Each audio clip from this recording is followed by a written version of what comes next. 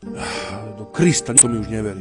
Lebo si klamár a alkoholik, jak tvoj otec bol. Peniaze mi dáš potom, keď dostaneš aktivačné. Na tu máš. Hopa!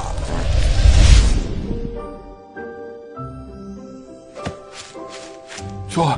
Starky, ty si diabol, ja som to vedel. Diabol bol tvoj otec, lebo bol čierny jak tma.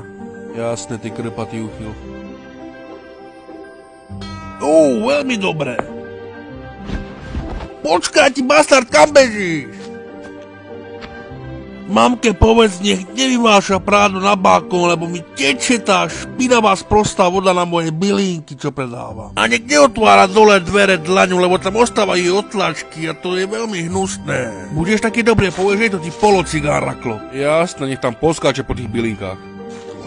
Aj ty nevďačník, ty hladná tvár. Neboj sa, bude skákať tvoja mamka, ale nie po mojich bylinkách, ale na niečom inom.